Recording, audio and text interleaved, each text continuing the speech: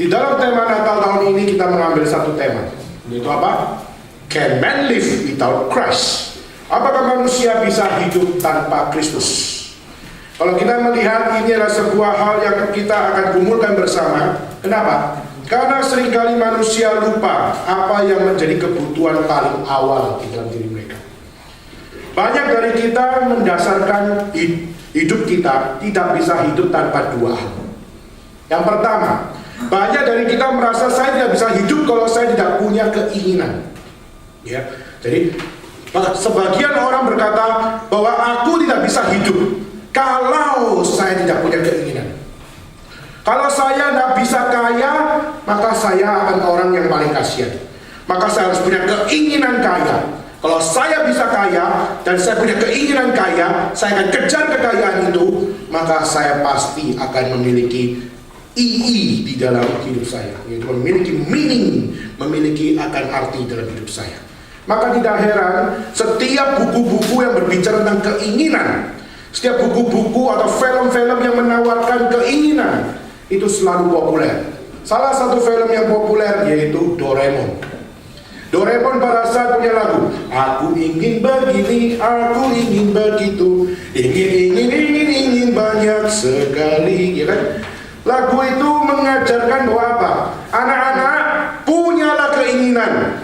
Dan kalau kamu punya keinginan, kejar keinginan itu. Pertanyaannya, di film itu keinginan itu hanya dapat dipuaskan melalui siapa? Maka hanya melalui satu Superman yang namanya Doraemon, kucing goblok itu. Ya. Untuk apa? Untuk bisa memberikan apa yang kau mau.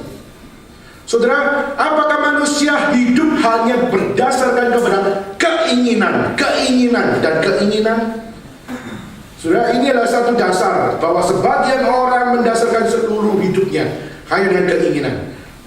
Maka ada yang bilang, aku ingin cantik, maka sampai operasi plastik, sampai akhirnya berusaha untuk supaya tampil lebih dan lebih dan lebih. Dan akhirnya sampai beli begitu banyak kosmetik, beli begitu banyak akan satu hal buku-buku untuk diperlihatkan supaya saya bisa mengikut gaya ini, gaya itu dan sebagainya. Itu bukan cerita yang biasa lagi. Itu sudah banyak sekali sesuatu yang menjadi satu tren. Yaitu apa? Kita punya keinginan lebih, lebih dan lebih. Di zaman saya SMA juga ada satu buku yang pernah saya sharingkan di sini. Yaitu apa? Satu buku judulnya adalah Rich Dad Poor Dad.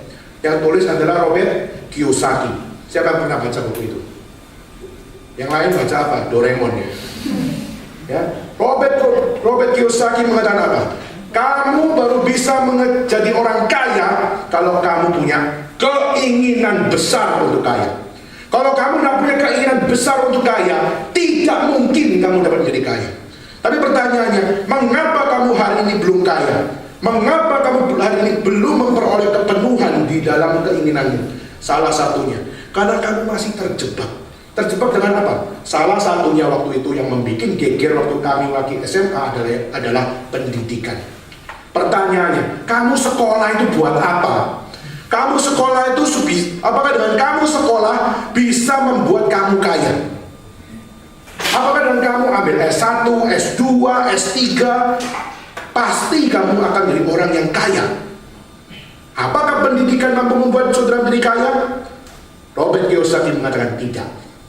Yang dapat menjadikan kamu kaya adalah keinginan yang besar untuk kamu kaya. Dan pada saat kamu kejar itu, maka kamu akan bisa mendapatkan kekayaan tanpa kamu dikekang oleh apa yang namanya pendidikan. Saudara, pada saat dengar seperti ini, saudara setuju nggak konsep seperti ini? Yakin? Ya? Ada menteri namanya Susi, itu nggak sekolah, cuma lulusan SMP, bisa. Ada Bill Gates cuma drop out, tetapi juga bisa. Steve Jobs juga bisa. Saudara, pada saat sudah melihat hal realita yang seperti itu, sepertinya apa yang dipaparkan oleh Robert Kiyosaki itu kelihatannya faktual loh. Tidak omong-omong doang loh, tapi ada buktinya loh. Tapi juga banyak buktinya bahwa banyak orang ikut dia dan juga gagal. Begitu nggak? Banyak yang akhirnya mengikuti Bill Gates, mengikuti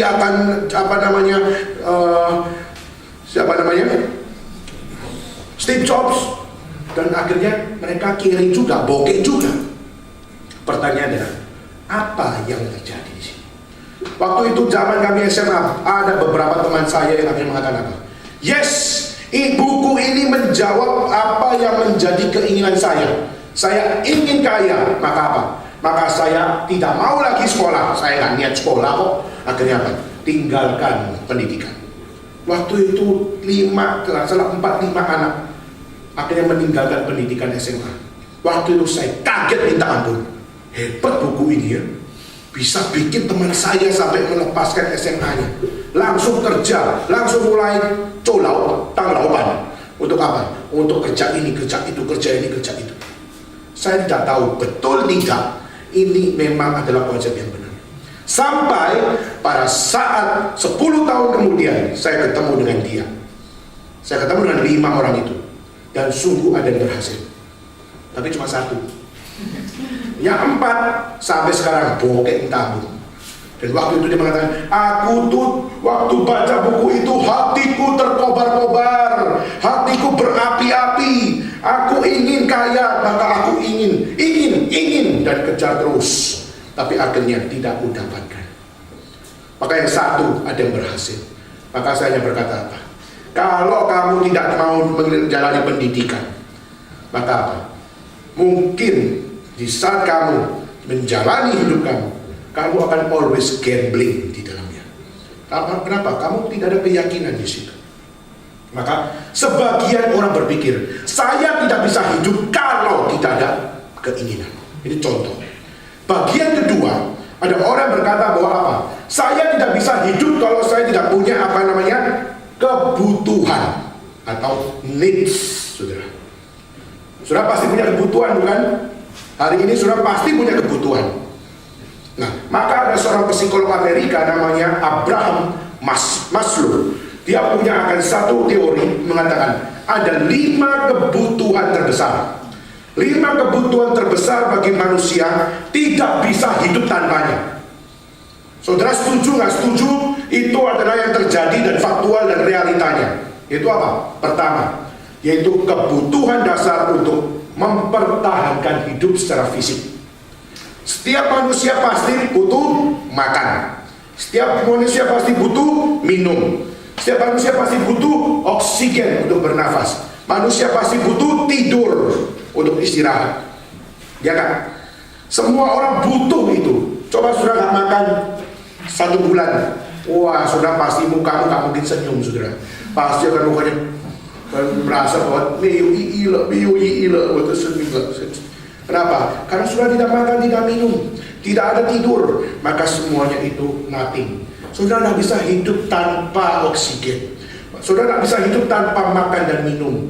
Maka Maslow mengatakan, kita punya kebutuhan pertama, kebutuhan mempertahankan hidup kita secara fisik. Itu pertama. Hal kedua, yaitu kebutuhan rasa aman atau kebutuhan security di dalam hidup kita masing-masing. Kalau kita tanya, butuh nggak kita rasa aman? Pasti dong. Saudara butuh rasa aman, bukan? Saudara punya rumah, saudara punya kamar, saudara punya susah. Saudara waktu tinggalkan tempat ini, kamarmu sudah dikunci belum? Mungkin hari ini mati. Gua lupa kunci kali ya. Saudara. Pasti semua akan berusaha untuk mengambil satu hal. Di saat aku meninggalkan rumahku, aku harus kunci. Kenapa? Karena dengan aku kunci, maka aku merasa aman. Jangan-jangan juga handphone kalian pun sudah kunci dengan password. Kenapa? Karena banyak foto aib di situ. Foto selfie-selfiemu tuh yang menakutkan atau yang kau anggap lucu padahal gitu kan? Sudah. Semua foto-foto aibmu, kamu takut orang lain lihat, maka apa? Kau kunci dengan password. Supaya apa? Tidak sembarangan orang untuk lihat. Betul tidak? Maka password kenapa ada? Untuk supaya kamu apa? Merasa secure, merasa aman, dan merasa tidak tidak merasa susah. Itu hal kedua. Hal ketiga, yaitu setiap kita punya kebutuhan untuk dicintai dan mencintai. Nah ini saya nggak usah ngomong panjang-panjang, kalian udah tahu lah. Ya. Saya baru-baru ini terima akan satu satu konseling sudah dengan seorang rekan kita yang ada di China. Saya bilang kota di mana dia mengatakan, aduh Ko Daniel, bagaimana ini Ko Daniel? Kenapa? Karena saya sudah kejar 7 cewek dan belum saya kejar, belum saya utarakan isi hati saya, dia sudah tolak mentah-mentah saya. Waktu itu dia mengatakan apa? Saya itu merasa apa yang salah sih? Lalu akhirnya dia mengatakan, saya baru mau ngomong. Dia udah bilang, sudah ya, jangan usah ngomong ya. Jangan usah ngomong. Baru mau ngomong, sudah bilang, tidak usah ngomong. Jawabannya tidak. Sehingga waktu itu saya merasa bahwa orang ini bukan saya ya, orang ini merasa bahwa, aduh kenapa sih? Sekali sih gak apa-apa, 2 kali, 3 kali, 4 kali, 5 kali, 6 dan ke-7 baru bulan yang lalu. Wah saudara, kalau saudara jadi orang seperti ini, saudara ngapain kira-kira? Pergi ke Cilung, lihat air. Setelah itu pada saat lihat air, saudara nyemplung di sana. Kira-kira apa yang kau lakukan? Hah? Saudara, dia 7 kali hatinya terluka. Dan saya, kalau saudara jadi saya, saudara mau saya ngomong apa? Saya hanya mengatakan apa? Kamu mencintai orang itu susah ya. Tapi kamu tahu nggak? Mencintai itu anugerah. Masalah dicintai atau enggak itu nomor 2. Tetapi di saat kamu masih bisa mencintai, itu adalah sebuah anugerah. Belum, oh gitu kodanya. Coba lu bayangin, kalau dalam dunia ini tidak ada orang yang mencintai, kira apa yang terjadi? Dan jawab saya, gue tanya nih, bilang kalau dunia ini tidak ada orang yang mencintai, kira-kira apa yang terjadi? Chaos, betul chaos. Tapi kan juga berharap dicintai, itu nomor 2. Sekarang kita ngomong nomor 1 dulu. Kalau nggak ada orang yang mencintai, maka kalau tidak ada permulaan sebuah usaha untuk mencintai, maka dunia ini akan chaos. Makanya dia mengatakan, ya sudahlah, aku nanti terus gimana dong dan saya bilang, cobalah ke 8 sampai ke 100 kali. Ya, saya hanya bisa mengatakan seperti itu. Tapi satu hal sudah, dicintai adalah sebuah kebutuhan. Tapi saya kemarin menekankan bahwa mencintai pun itu adalah sebuah kebutuhan. Nah, kamu bisa mencintai, nikmatilah meskipun kamu tidak dicintai. Kenapa? Mencintai pun itu adalah sebuah kebutuhan. Maka saudara yang hari ini kejar cewek ada pendapat, dengarlah kata saya. Mencintai adalah masih juga adalah anugerah. Keempat, saudara. Keempat ya, itu apa? Kebutuhan untuk direspek, dihormati, dan dimengerti. Pernah nggak saudara bikin satu karya, dosen lu bilang apa? Misalnya, hari bikin akan project ini ya, 1 hari jadi. Buset, 1 hari jadi, mana bisa gitu kan? Pokoknya besok harus jadi. Langsung dia kerja setengah mati, 1 harian kerjain, dan akhirnya apa? Tidak tidur 1 hari. Lalu pada saat 1 hari dia sudah kerja proyeknya sampai, aduh kelar sudah, tapi nggak tahu nilai berapa, gitu ya. Lalu akhirnya dikasih kepada dosennya. Waktu dosennya terima, ini karya kamu, iya. Betul, iya. Sungguh kan? Iya. Sampah semuanya ini. Wah, saya kira hari langsung orang sabar seperti itu pun bisa marah, kan? Masih bisa apaan gitu kan? Pada saat melihat begitu, tidak dihargai kerja 1 hari, proyek 1 hari dengan mati-matian tidak tidur dan sebagainya, dengan dikatakan sampah, pasti marah. Tapi coba, kalau pada saat hari karyanya dibaca oleh ini karya kamu, iya, ini juga, iya, bagus, good job, hari. Walaupun kata cuma kalem, good job, tapi kata good job langsung bikin lega men, lega banget. Apa saya bisa mengerjakan dan semuanya direspek dengan baik. Setiap orang ingin dihormati, tapi jangan gila hormat. Problemnya adalah hari ini dunia gila dengan hormat. Padahal keinginan untuk dihormati itu memang ada, tapi jangan berlebihan meminta akan Tuhan. Tapi at least dihormati adalah sebuah kebutuhan. Itu hal berapa tadi? Keempat. Jadi saudara masih ingat ya, hal pertama tadi apa? Kebutuhan apa? Mempertahankan fisik. Lalu kedua apa? Rasa aman. Ketiga, dicintai, mencintai. Keempat, dihormati. Oke. Kelima dan terakhir, yaitu kebutuhan untuk membuktikan bahwa aku bisa. Membuktikan bahwa aku bisa mengaktualisasikan diri dan melakukan yang terbaik. Kalau saudara coba lihat, banyak orang melakukan I will do my best. Ada yang mengatakan bahwa apa? I can do it. Dan pada saat mereka teriak-teriak seperti itu, saudara, itu membuktikan bahwa setiap manusia ingin dinilai terbaik. Setiap orang ingin dinilai mampu. Setiap orang ingin dinilai bisa menyelesaikan segala sesuatunya dengan yang terbaik. Itu namanya self-actualization. Itu dari teori dari Abraham Maslow. Maka setiap orang punya keinginan, punya kebutuhan yang betul-betul itu apa? Aku ingin bisa memberi yang terbaik. Misalnya, anak mamaku, mamaku sudah bekerja membanting tulang sampai akhirnya dia bawa kerat Coca-Cola, bawa di sepeda, lalu di kayu sampai di depan sekolah, jualan tiap hari supaya saya bisa sekolah. Dan waktu itu kita mungkin merasa bahwa, aduh mama, kamu begitu capek kumpulkan uang supaya kami bisa sekolah. Akhirnya kita berkata apa? Sekarang saya akan mengambil keputusan. Saya akan sekolah baik-baik. Saya akan berjuang baik-baik. Supaya apa? Mama, kerjamu tidak akan sia-sia. Sudah punya cerita seperti ini dalam hidup kamu? Memberikan yang terbaik untuk mama. Ini salah satu contoh.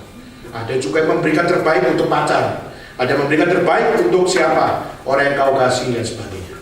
Maka itu adalah sebuah kebutuhan. Maka kalau tadi sebagian orang berkata bahwa apa? Bahwa manusia tidak bisa hidup tanpa keinginan. Hal kedua, orang tidak bisa hidup tanpa kebutuhan. Maka saya sebagai orang Kristen akan bertanya kepada diri kita sendiri, yaitu bagaimana Alkitab menjawab hal ini? Apakah yang paling kita butuhkan? Apakah yang membuat kita tidak bisa hidup tanpanya? Apakah cukup dengan keinginan? Apakah cukup dengan kebutuhan yang dipikirkan oleh dunia? Maka kita anggap itulah hidup yang kita tidak bisa hidup tanpanya, yaitu keinginan dan kebutuhan. Alkitab mencatat tidak. Alkitab mencatat ada 3 kebutuhan yang tidak bisa tidak ada dalam hidupmu. Maka di dalam Alkitab, 3 things you cannot live without.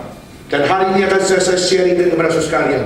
Dan biarlah 3 hal ini menjadi turning point untuk saudara menghargai hidupmu dengan benar di hadapan Tuhan. Yang pertama saya baca saudara membuka di dalam Ibrani pasal yang ke-9 ayat 20, 21 dan ayat yang ke-22. Mari kita membuka bersama-sama. Ibrani pasal yang ke-9 ayat yang ke-22. Tapi saya mengajak saudara membaca 20, 21 dan 22. Mari kita membaca bersama-sama. 20, 21, 22. 1, 2, 3. Sambil berkata, inilah darah perjanjian yang ditetapkan Allah bagi kamu, dan juga kemah dan semua alat untuk ibadah diperciki secara demikian dengan darah, dan hampir segala sesuatu disucikan menurut hukum Taurat dengan darah, dan tanpa penumpahan darah tidak ada pengampunan.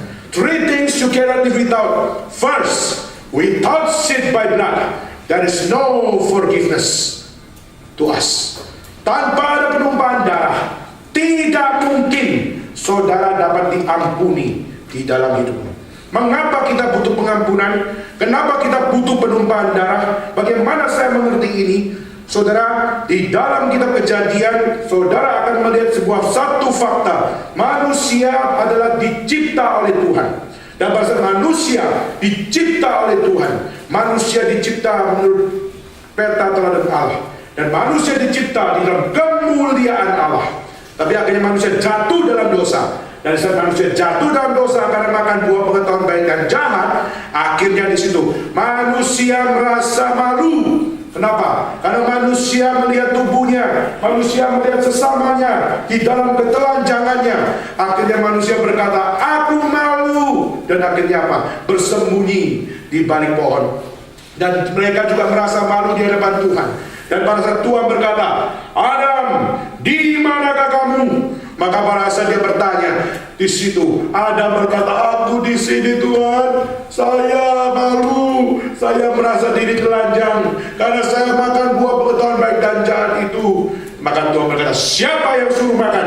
Maka akhirnya dia berkata, aku tak mau makan, tapi istriku ini yang ngasih buah ini. Lalu istri berkata, bukan ular yang menghasut saya untuk makan.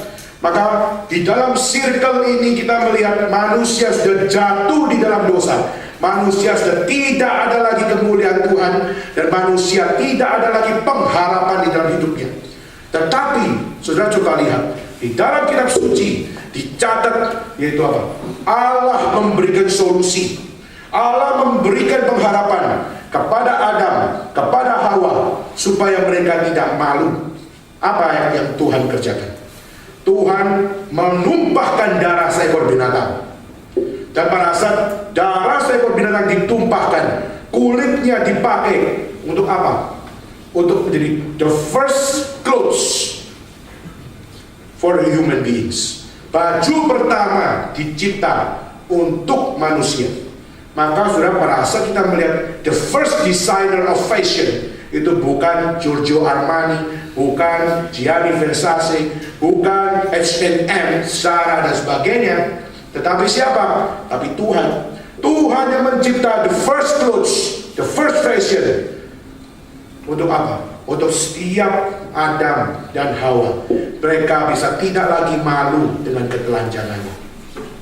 Maka inilah menjadi satu hal. Akhirnya untuk supaya manusia tidak malu dengan ketelanjangannya, Tuhan memberikan baju dan Tuhan menumpahkan darah supaya mereka bisa tidak lagi malu, tapi mereka bisa dengan confidence melanjutkan hidup mereka. Maka saudara coba saudara lihat, maka inilah satu kebenaran. Fashion bukan untuk pamer, saudara. Fashion bukan untuk pamer harga, fashion bukan untuk pamer merek, fashion juga bukan untuk pamer model, maupun fashion bukan untuk pamer akan satu tren. Tetapi fashion sedang bicara tentang apa? Engkau malu. Karena engkau malu, maka engkau pakai baju. Karena engkau malu, maka Tuhan memberikan pakaian kepada kita. Dengan confidence kita bisa jalani hidup. Maka sudah hari ini banyak orang pakai baju, lupa the first definition of fashion. Hari ini justru orang pakai baju bukan untuk menutupi kemaluan, tetapi membuka kemaluan. Dan ini mengerikan sekali. Kenapa? Sudah keluar dari konteks. Kenapa pakaian dicipta oleh Tuhan kepada manusia. Maka saudara, di sini kita melihat sejarah fashion dimulai dari apa? Dimulai dari penumpahan darah binatang dari Allah. Supaya apa? Untuk menutupi ketidaklayakan dan kemaluan manusia dari hadapan Tuhan. Maka saya terkaget-kaget kemarin waktu saya di Harbin. Karena kuping saya tidak kuat dengan Mei 27. Saya coba untuk cari tutupan telinga saya. Kalau Taipei nggak usah ya. Di sana harus pakai tutup telinga. Kalau tidak, kalau sudah waktu dingin, tiba-tiba kamu selentik, langsung puk, jadi kayak paspapis. Itu yang terjadi. Waktu saya beli, di belakangnya ada tulis, dibuat dari kulit domba, made in Indonesia. Waktu saya lihat itu, saya langsung menyadari, rupanya di balik seluruh pakaian saya, ada tidak dari binatang. Bajumu dari mana? Coba saudara teliti. Ada penumpahan darah tidak terhadap apa yang ada pada baju. Maka saudara, kalau saudara pelan-pelan mencari, saudara akan menemukan. Untuk menutupi kemaluan dan juga untuk menutupi ketidaklayakan, binatang banyak dikorbankan. Bukan hanya untuk supaya jadi makanan kita, tapi juga untuk kita berpakaian dan sebagainya. Maka berpakaian, berapa banyak binatang yang harus dikorbankan untuk supaya kamu bisa confidence. Confidence karena merek, confidence karena harga, atau confidence karena ada yang menumpahkan darah untuk kamu bisa tidak layak menjadi layak. Maka saudara, ini hal yang sangat-sangat serius kalau saudara coba untuk mencari definisi yang benar. Maka saya kembali, apa hubungannya darah dengan pengampunan? Kalau saudara bicara tentang darah, bendera kita merah putih bukan? Di dalam warna merah bicara tentang apa? Bicara tentang darah martir pejuang-pejuang Indonesia. Pejuang-pejuang Indonesia baik dari Batak, dari Bali, maupun dari Maluku, maupun dari Aceh dan sebagainya. Mereka dikatakan pahlawan-pahlawan Indonesia. Kenapa? Karena mereka berjuang sampai bukan hanya keringat, tapi sampai darah penghabisan. Mereka berjuang dan mereka rela mati untuk itu. Maka warna merah mewakili satu hal. Ada perjuangan, ada darah yang tertumpah. Supaya apa? Supaya ada yang namanya kemerdekaan. Maka saudara, hari ini bangsa Indonesia bisa merdeka. Kalau tidak ada penumpahan darah, bisakah bangsa Indonesia merdeka? No way. Maka saudara, kita bersyukur kita muka Chinese, kita muka India, atau kita muka campuran mix, tidak asli Indonesia, tapi kita tinggal di bumi Indonesia. Maka apa? Maka kita bisa dikatakan saya orang Indonesia. Maka di situ kita seharusnya bersyukur. Kenapa? Kita bisa menjadi seorang Indonesia. Di baliknya ada akan satu hal, orang-orang yang mau berjuang mati-matian menyatakan kemerdekaan, sehingga ras-ras seperti ini masih bisa diterima dan dikatakan sebagai orang Indonesia. Maka sudah ini adalah kita mesti bersyukur. Kenapa? Karena warna merah berkata tidak ada penumpahan darah, tidak mungkin ada kemerdekaan. Saudara, tapi pertanyaannya, apa arti darah dengan pengampunan? Kalau tadi bicara definisi darah di dalam kitab suci mengatakan tentang bagaimana saya malu ini, akhirnya saya diberikan confidence. Lalu satu hal, darah bicara perjuangan, tanpa perjuangan kita nggak mungkin merdeka. Kalau gitu bagaimana hubungannya dengan forgiveness? Bagaimana hubungannya dengan pengampunan di dalam hidup saya? Saudara, sejak manusia jatuh dalam dosa, manusia sudah tidak mungkin lagi dapat layak di dalam Tuhan. Kenapa? Karena sudah fallen, jatuh ke dalam dosa. Maka harus ada yang menyelamatkan, dan harus ada yang menyucikan, harus ada yang mengampuni, supaya mereka bisa ditarik kembali kepada Tuhan. Dan caranya bagaimana? Darah itu harus tertumpah. Saya pernah, saudara, saya kehilangan banyak darah. Bukan karena mimisan, walaupun saya sering mimisan, tapi saya banyak kehilangan darah. Waktu saya pernah sekali kecelakaan. Siapa yang pernah kecelakaan dan waktu itu kehilangan banyak darah? Tidak ada. Oke. Waktu itu ada waktu saya akhirnya kecelakaan, butuh banyak darah banyak. Waktu butuh banyak darah banyak, tapi darah yang saya butuhkan itu paling gampang dicari. Oh, gitu kan ya? Darah O itu paling banyak. Dan akhirnya apa? Akhirnya saya memperoleh banyak sumbangan darah. Dan waktu saya belum siuman, dan saya terima banyak darah. Waktu saya siuman, kalau misalnya saya bisa bertanya, saya kok bisa siuman? Dari mana? Oh, ada darah untuk saya. Darahnya darah siapa? Orang kaya atau orang miskin? Mukanya jelek atau mukanya ganteng? Cantik atau tidak? Dan dia punya properti berapa? Kalau dia memang adalah orang yang berhasil, darahnya masukin saya. Kalau orangnya ganteng, darahnya kasih saya. Cantik juga boleh, pinter juga oke. Tapi saya tidak tahu yang masuk darah siapa ini siapa. Maka sampai hari ini saya nggak tahu di dalam tubuh saya ini ada darah orang siapa. Orang yang kiri, bokeh, atau yang pintar goblok, atau yang sebagainya. Saya tidak tahu, saudara.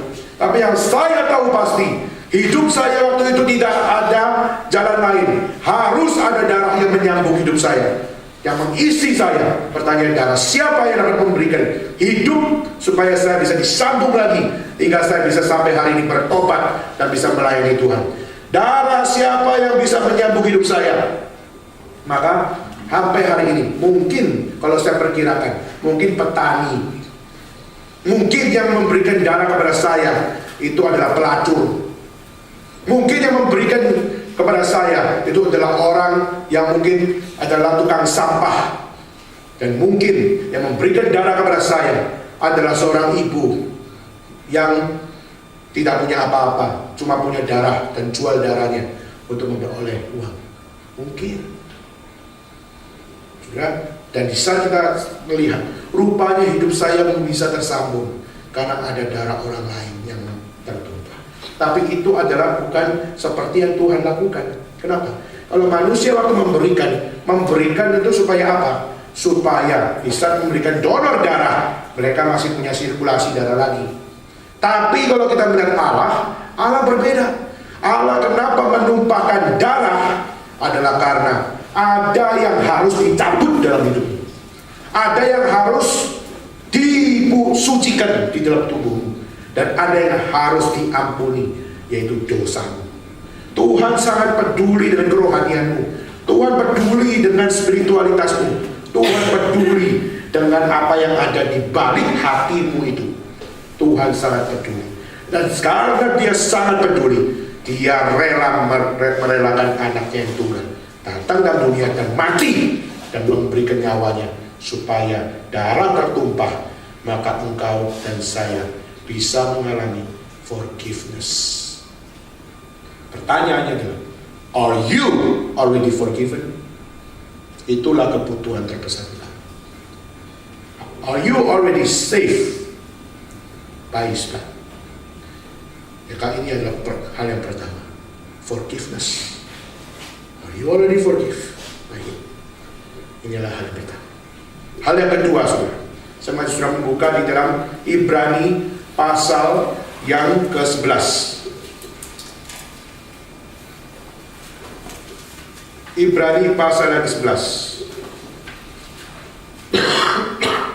Saya akan mengajak saudara membuka ayat ke-6. Ibrani pasal 11 ayat yang ke-6. Mari kita membaca bersama-sama. 1, 2, 3. Tetapi tanpa iman tidak mungkin orang berkenan kepada Allah. Sebab barang siapa berpaling kepada Allah, dia harus percaya bahwa Allah ada dan bahwa Allah memberi upah kepada orang yang sungguh-sungguh mencari-Nya. Kalau hal yang pertama, without seed by blood, there is no forgiveness. Kedua, without faith, it is impossible to please God. Without faith, it is impossible to please Him. Sudah, hidup kita seharusnya adalah hidup yang diberkenan oleh Tuhan. Tapi pertanyaannya, saudara, sudahkah engkau diampuni? Itu hal yang pertama. Hal yang kedua, sudahkah engkau beriman? Sudahkah engkau punya iman yang Tuhan berikan bagimu? Maka pertanyaan kita adalah, what is faith? Apa itu iman? Maka saya akan memberikan dua hal tentang iman. Hal pertama adalah iman adalah special grace who given from God to the human beings. Adalah anugerah khusus yang Tuhan berikan menjadi dasar dari segala sesuatu. Supaya apa? Supaya saudara tahu, saya bisa beriman, saya bisa memuliakan Tuhan, itu adalah karena ada special grace dulu dari Allah turun. Tetapi poin ini nggak bisa lepas begitu saja dengan poin kedua. Poin kedua adalah faith is receive what He has revealed to us. Kalau pertama, faith is about special grace from God to us. Kedua, yaitu faith is about receive what He has revealed. Dua hal ini tidak bisa dilepaskan. Anugerah Tuhan diberikan dan kita berespon untuk menerima. Dan pada saat kita berespon untuk menerima, apa arti receive? Kata receive bicara tentang satu hal. Di saat saya menerima di situ, saya menangkap di situ, dan saya tidak akan lepas. Saya grabs dan saya tidak akan pernah lepas. Karena apa? Karena ini adalah anugerah Tuhan. Dan apa yang dianugerahkan oleh Tuhan pasti dari Tuhan, pasti asli dari Tuhan, dan tidak mungkin dapat mengecewakan saya. Maka saudara, faith is about to receive what He has revealed. Pertanyaannya, do you have faith now? Pertanyaan apakah saudara punya iman hari ini? Iman bukan ulah perbuatan manusia. Iman bukan usaha pemikiran manusia. Iman bukan interpretasi manusia. Iman adalah totally grace yang harus di-receive dan oleh kita semua. Maka kalau orang-orang yang betul-betul beriman, dia betul-betul tahu ini adalah anugerah Tuhan, dan dia berani mati untuk itu karena dia tahu bahwa itu adalah dari Tuhan dan tidak mengecewakan, maka hidupnya pasti akan menjadi satu orang yang tidak bermain-main di dalam hidupnya. Saudara, berapa banyak anak-anak kecil di Irak hari ini, mereka ditangkap begitu banyaknya. Ada 50 anak kecil ditangkap, lalu satu demi satu dikatakan, "Hei, kamu percaya kepada siapa?" Lalu akhirnya anak kecil bilang, "We love Yesus, kita percaya pada Yesus." Akhirnya mengatakan, "Stop sekarang, jangan lagi engkau percaya pada Yesus." "Enggak, Yesus itu baik, Yesus sudah menyelamatkan saya, Yesus sudah memberikan hidupnya untuk saya bisa hidup baru dan sebagainya." Stop it, jangan kamu lagi percaya pada Yesus. Sekarang murtadlah engkau, percayalah kepada Allahku. Akhirnya apa? Anak kecil itu satu bisa berkata, "Tidak mau. Kalau kamu tidak mau, gua patahin tanganmu." Akhirnya apa terjadi? Patahin. Aku tetap cinta Yesus. Betul ya? Ya. Akhirnya apa? Satu. Masih cinta Yesus? Cinta. Masih cinta? Cinta. Masih cinta? Cinta. Masih cinta? Cinta. Sudah gak bisa teriak lagi. Makanya, aku masih cinta Yesus. Satu tangan habis. Satunya lagi, kamu masih cinta Yesus? Artinya 1, 2, 3, 4, 5 10 tangan patah semuanya. Anak kecil. Seringkali kita anggap anak kecil sekian, gak tahu apa-apa. Saya ini loh, banyak pengetahuannya. Kamu pengetahuan cuma apa? Minum susu, makan kue mari, sudah. Seringkali kita anggap anak kecil itu sekian, gak tahu apa-apa. Tapi saudara, saya baru tahu di saat Alkitab mencatat, kamu mau masuk kerajaan surga, belajar seperti anak kecil. Kenapa? Anak kecil tidak punya apa-apa, wawasan mungkin tidak luas, tapi dia punya satu, dia punya ketaatan, dia punya kesetiaan. Jadi tidak ada pertimbangan lain selain taat. Kita semakin dewasa, kita bukan dari seorang yang seperti anak kecil. Kita bukan seperti kanak-kanak, bukan belajar seperti kanak-kanak. Kita seringkali semakin dewasa, kita semakin kekanak-kanakan. Itu beda sekali. Childlike sama childish beda. Pertanyaan, are you childlike or are you childish? Kalau sudah childish, 浪费你的时间。Tapi kalau engkau childlike, you have faith inside. Saudara, inilah sebuah hal yang luar biasa. Waktu anak kecil itu 2 tangan sudah dipatahkan semuanya, 10 jarinya. Dia nangis seperti anak kecil yang berkata, "Aduh sakit." Nah, kamu sakit, tapi kamu tidak mau murtad. Ya salahmu sendiri. Dia pokoknya nangis. Akhirnya masih bertahan. Aku tetap cinta Tuhan, tapi sakit, tapi tetap cinta Tuhan. Lo bisa ketawa ya. Tahu nextnya apa itu? Nextnya dilakukan adalah 2 badannya dipecahkan menjadi 2 bagian. Dari perut ke kaki, perut ke kepala, dipotong jadi 2. Yang parasa dipotong.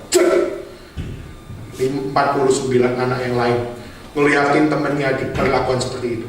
Dia takut juga nangis. Dia mati seperti itu. Oh, fuck me. Bagaimana dengan aku? Akhirnya satu demi satu ditantang hal yang sama. Sudah tahu, dari 53 anak kecil yang ditantang seperti itu, berapa yang tidak murtad? Berapa yang murtad? Sudah bisa tebak? Sudah bisa tebak? Berapa yang murtad, berapa yang tidak murtad? Yang tidak murtad adalah 53 orang. Yang murtad 0 orang. 53 orang mati, 50 anak kecil mati dengan satu keyakinan bahwa apa? Aku percaya kepada Yesus. Dan akhirnya apa? Sampai hari ini berita itu menjadi satu berita yang menggegerkan gereja. Kenapa? Kenapa anak kecil bisa mempertahankan iman, sedangkan orang dewasa masih berpikir ini, berpikir itu, dengan kekhawatiran ini, kekhawatiran itu, dan akhirnya hidupnya tidak bisa menjadi berkat buat orang lain. Justru kalau anak kecil yang menjadi korban, baru orang Kristen mulai membayangkan kalau mereka bisa seperti ini. How's about us? How's about you? Saudara, anak kecil ini memiliki iman, maka dengan iman mereka diperkenan oleh Tuhan. Kenapa Yesus selalu mengajarkan belajarlah seperti anak kecil ini? Kenapa? Meskipun kecil, mereka punya iman. They have faith to obey Him, to obey my word. How about you? Do you obey His word totally? Do you obey His word? All things. Saudara taati. Hal ketiga, Yohanes pasal 15 ayat 5.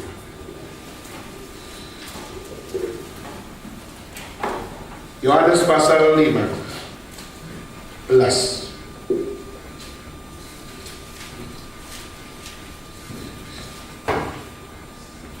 ayat kelima. Mari kita baca bersama-sama. 1, 2, 3. Akulah pokok anggur dan kamu ranting-rantingnya. Barang siapa tinggal di dalam aku dan aku di dalam dia, ia berbuah banyak. Sebab di luar aku kamu tidak dapat berbuat apa-apa. 3 things you cannot live without. Without sin by blood there is no forgiveness. Without faith it's impossible to please God. Without me you can do nothing. Without Christ you cannot bear the fruit. Tanpa Kristus kamu tidak akan bisa berbuah lebat. Tanpa Kristus kamu tidak mungkin dapat memiliki pengertian yang benar tentang hidupmu. Dan tanpa Kristus engkau nggak tahu makna hidupmu apa. Maka sudah Tuhan berkata, akulah pokok anggur, kamu adalah ranting-rantingnya. Pasti ada satu special relation between ranting-ranting dengan pokok anggur. Dan ini pasti ada sesuatu yang ada synchronize di dalamnya. Yaitu apa? Aku di dalam dia, dia di dalam aku. Pertanyaannya, saudara sekarang hari ini sebagai orang Kristen, saudara percaya kepada Tuhan. Tapi pertanyaannya adalah, saudara sungguh-sungguh punya satu relasi. Aku di dalam dia, dia di dalam aku. Apakah saudara sungguh-sungguh meyakini kerohanianmu sedang dekat dengan Tuhan? Kerohanianmu adalah is about you in me and me in you. Apakah sungguh-sungguh itu ada? Mengapa saya sering berkata, do you care about your soul? Do you care about your life after death? Do you care about your spiritual life? Kenapa saya sering mengatakan itu? Bukan karena latah, tapi saya mengatakan itu untuk lihat Tuhan datang dalam dunia karena dia sangat peduli dengan kerohanian. Dan kalau engkau sendiri tak peduli dengan kerohanian, siapa yang bisa menyatakan kepedulian kepadamu? Maka saudara, mungkin hari ini engkau ke gereja, engkau melayani Tuhan, tapi jika di dalam semuanya itu tidak ada pertumbuhan rohani, tidak ada keintiman rohani, tidak ada kedekatan rohani, maka engkau akan seperti dua buah, di mana kelihatannya sama, tapi kualitas berbeda. Saya pernah ditipu oleh seorang anak kecil. Berarti apa? Anak kecil lebih lihai dari saya. Anak kecilnya ngapain? Susu Daniel, 这边有2个水果，你要哪一个？ Waktu itu bilang, hah? 水果？ kan, tuh 这边 dijauhin dari saya. Bilang, 为什么你放在那边啊？来，这里，不要，从这边。Akhirnya, 你要哪一个啊？ susu Daniel， 赶快。Akhirnya bilang, 好吧，那边好了。为什么你要这个？ Kenapa? Karena saya bilang, yang di tangan kananmu tuh buahnya很漂亮. Yang satu tuh ada lalatnya itu, ada lalatnya. Lalu akhirnya saya waktu bilang, 我要那个水果。真的吗？你用这个吗？确定吗？Akhirnya saya bilang, apaan sih ini? Ya sudah lah, aku pilih yang itu kasih saya. Akhirnya, 确定哦, oke. Orang ini, lalu akhirnya apa? Saya dari jauh kelihatannya asli, sudah. Waktu saya pegang, enteng banget. Lalu kedua, ini mah nggak bisa digigit. Ini yang plastik yang dijual mangga 2 itu. Waduh, ketipu. Sama-sama suiko, tapi yang satu artificial, yang satu betul-betul. Ya, cek secerita sesudahnya. Saya langsung. Ayo, saya ketipu, kan? Tapi saudara, langsung tersentak dalam hati saya. They look so real. Tapi yang satu artificial, yang satu palsu, yang satu nggak bisa dinikmati, yang satu bisa dinikmati. Kalau sekarang kita tanya, saudara hari ini ikut Tuhan, kerohanianmu adalah kerohanian yang buah macam apa? What kind of fruit yang ada di dalam hatimu hari ini?